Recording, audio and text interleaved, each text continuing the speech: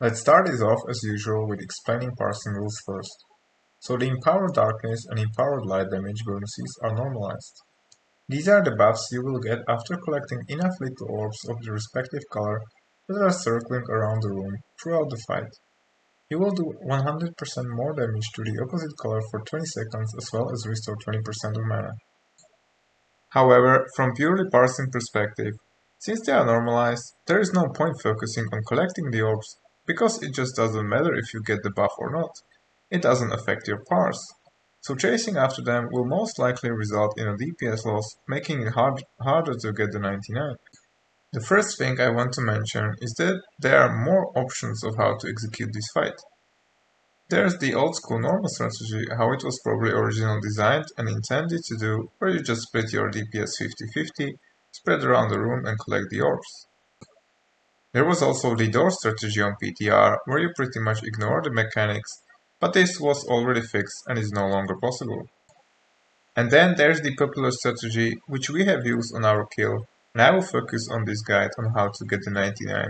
And that's where both Valkyrs are cleaved and tanked near light portal, and everyone is stacked in melee using Dark Ascents while DPSing Fuel a Lightbane, except few people that are so-called soakers. These soakers are the opposite color of everyone else and are preventing the light orbs to get into the melee stack. I'm pretty sure some new cheese strats will emerge in the future, just as it happened in Ulduar, where the knockback ledge was discovered on Ignis, the Aurea reset strat, or the Vezag wall strat. When this happens, I might update the guide or make a new video, but for now, let's talk about how to get the 99 while using the soakers. So when that's out of the way, let's talk about prepotting. Right, so pull is about to happen, and fortunately, there isn't any roleplay or anything special that could ruin your prepot. The fight is also way over a minute for now, so it's still worth it to benefit from prepot and then use another potion mid-combat. You should use the second potion when you reach Lunar Eclipse together with Hyperspeed Accelerators and any other unused trinkets, ideally while Heroism is still active. However, since some of the kills even in the first week were already under 2 minutes, perhaps there's a chance this might change in the future when people will get better gear or some crazy new cheese strats will emerge. If the encounter duration is around a minute or less, do not prepot. So there isn't anything much more to say here, the only thing you might have noticed when browsing logs is different potion usage. So what kind of potion we should use? Potion of Wild Magic or Potion of Speed? That could spark a discussion. Depends on your gear setup, what are your crit and haste values, and also a bit of personal preference. I'm still using Potion of Wild Magic for prepot and Potion of Speed mid-combat with other cooldowns, even though in my current gear the sim is already saying Potion of Speed should pull slightly ahead in terms of DPS for prepot as well. But I would advise sim everything for your gear setup to see what's better for you. The Potion of Speed seems slightly higher for me because with the higher crit rating on gear, is relying I'm gonna proc Lunar Eclipse fairly soon, so first few Starfall casts in Lunar Eclipse will still benefit from the Potion of Speed duration. However, since we are a Casino RNG class, if you don't proc Lunar Eclipse, it's pretty much a wasted prepot as it doesn't really help on the rough cast at all. I tend to eliminate any RNG elements if it's possible, so for now I'm still using Potion of Wild Magic as it's my personal preference. Perhaps I might change the Potion of Speed for prepot in future when I get better gear and even more crit. But in terms of parsing, it's perfectly viable to achieve the 99 regardless on what potion you decide to use. This is not something that will make or break your road to 99.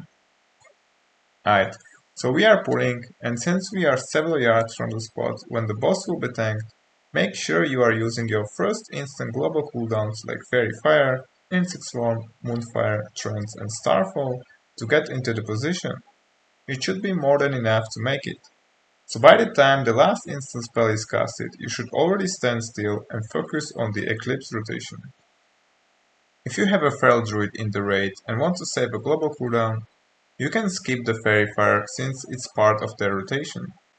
If you are using Heroism on pull, which will be more beneficial for Parse compared to saving for the Twins pack, make sure Trends are one of the first global cooldowns so they will benefit from the Heroism as well.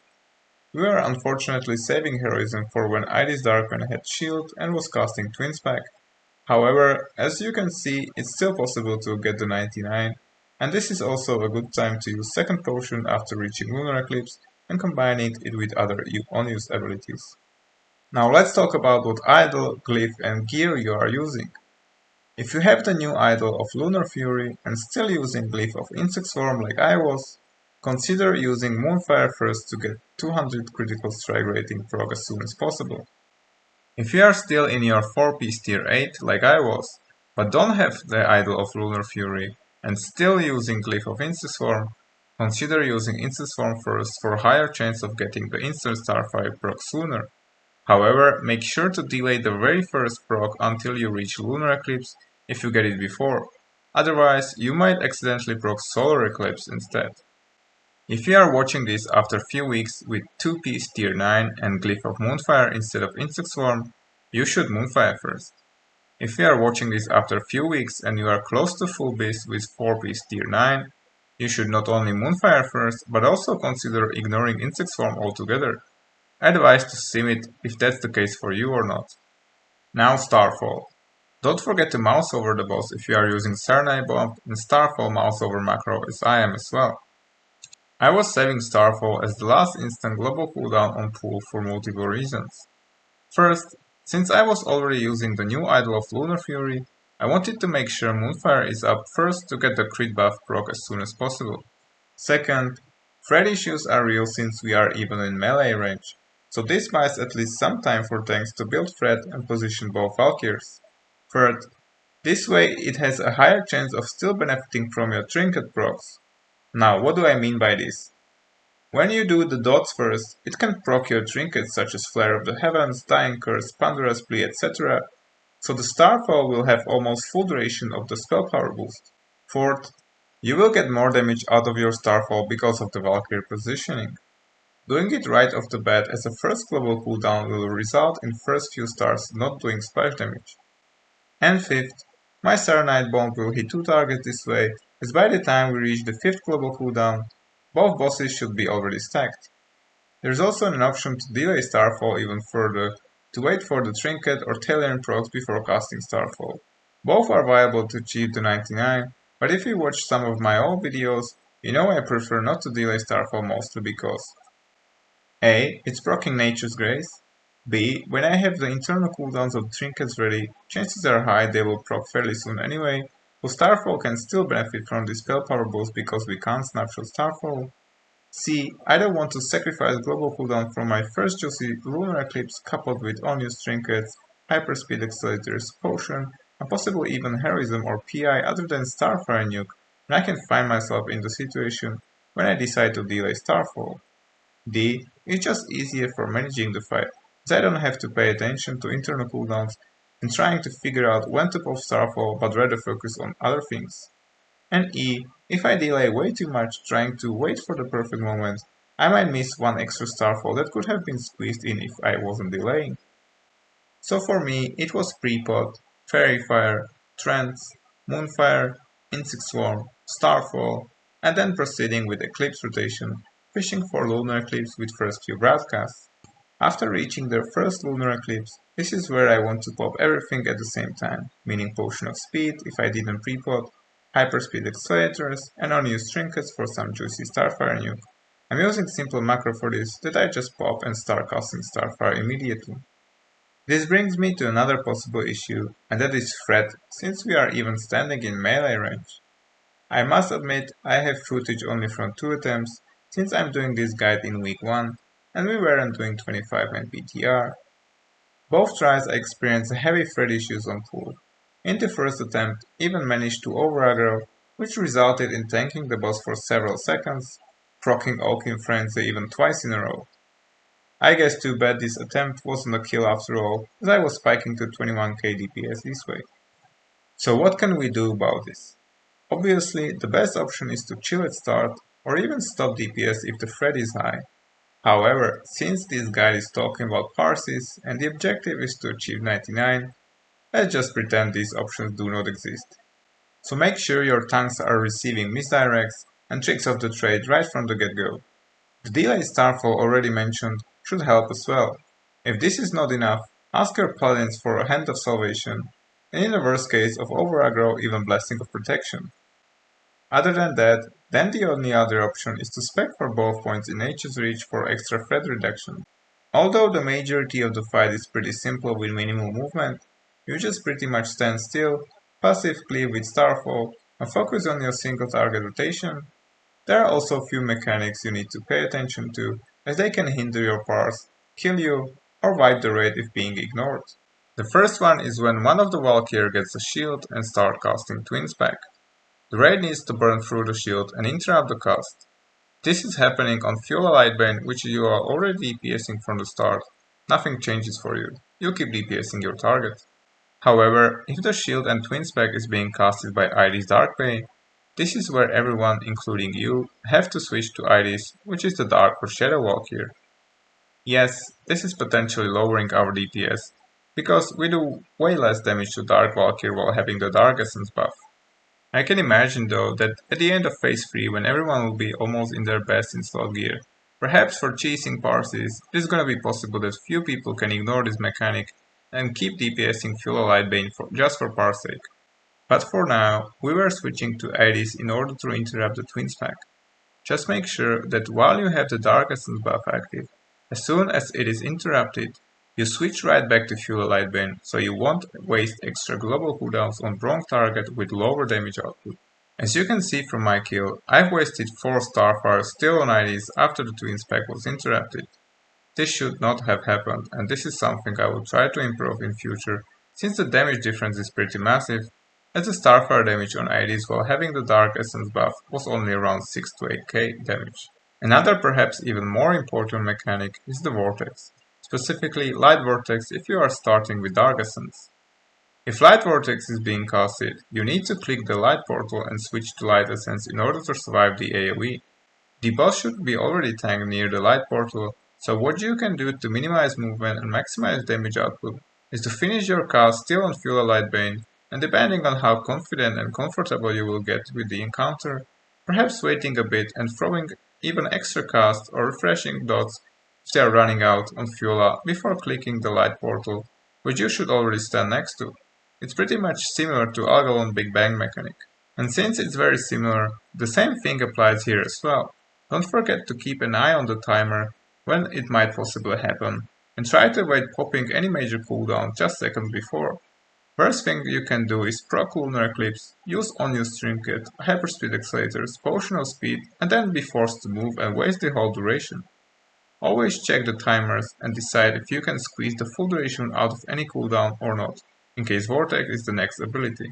Another thing you should do is as soon as you switch to Light Essence, target Iris immediately to start DPSing her instead for the short duration while you have the Light Essence, as you will be most likely switching back to Dark Essence by clicking the Dark Vocal that's on the other side of the room.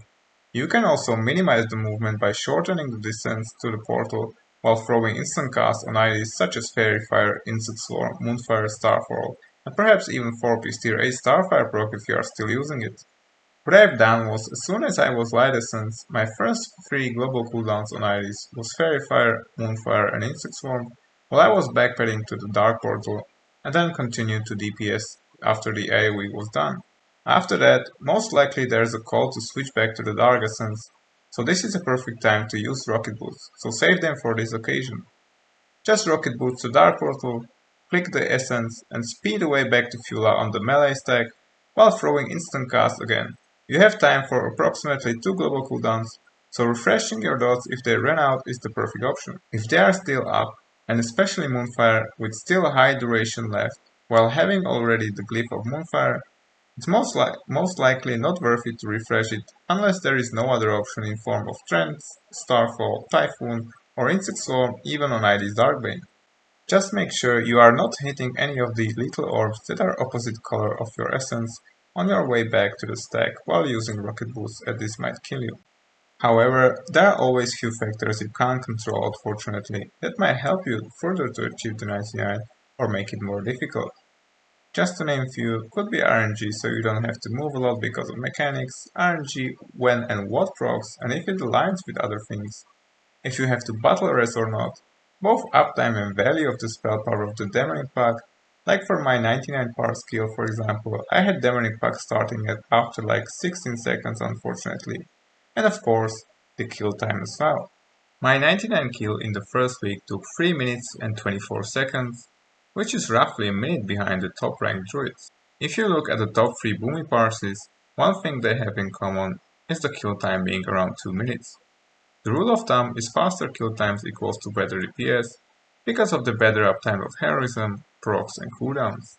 As you can see on my kill, I got only 19% uptime of heroism and around 7% uptime on potions, while the 3 highest druids have more than 30% uptime for heroism and around 11% uptime on potions.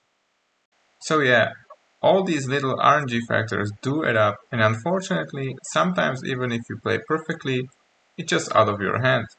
And ranking very high, or perhaps even achieving 99, might be out of the reach just because of that. Regarding glyphs, on this skill I was still running Insect Swarm, Starfall and Starfire, as this was first week of ToGC, so I don't have the gear yet to transition into phase 3 rotation. But if you are watching this later on while having already 2 pieces of tier 9, it's worth it to switch to Glyph of Moonfire instead of Glyph of Insect Swarm already. But again, I advise to sim everything for your gear setup. Another thing that I think might be worth mentioning for the future, since some of the kills are already below 2 minutes for the first week, I believe that after a few weeks of phase 3 when people will be close to full base, the encounter duration will be even much shorter. When this happens, specifically if your kill time is below 1 minute and 30 seconds, I would switch the Glyph of Starfall for Glyph of Focus, as shortening the duration doesn't help anymore, so having 10% extra damage is much more beneficial, and the range is absolutely no factor since you are stacked in melee anyway. I was also using my default single target spec, still from phase 2, that was already showcased in previous Ulduar guides. There is no point of having mana talents like Moonglow or Omen of Clarity, as you shouldn't have any mana issues, especially with the achievable higher crit values on the gear in phase 3. There is no point of having Gale Winds or Typhoon, as there is no AoE here.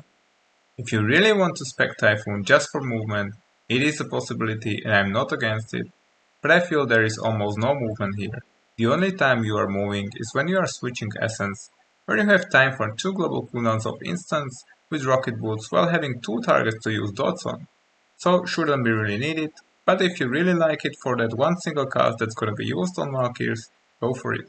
I'm rather going for the 3 points in Brambles to min-max the single target DPS, as well as the Oaken Frenzy as it can proc here. As I already mentioned, Oaken Frenzy procs for me on the first try, even twice in a row when I overrode and got hit. However, unfortunately on the 99 parse kill, I was unfortunate and had 0 procs. However, it can definitely proc on this fight, like for this 3rd ranked druid that have 3 Oaken procs and literally having 25% of the fight 10% extra damage, which is just crazy. Another possibility is to spend an extra point in Nature's Reach, which will help your threat management, but if you are already sweaty and going for the 99 and have a salvation at your disposal, then that's a better option when min-maxing DPS. That's pretty much it for today. If you like the content, make sure to like and subscribe. And thank you for watching. See you next time.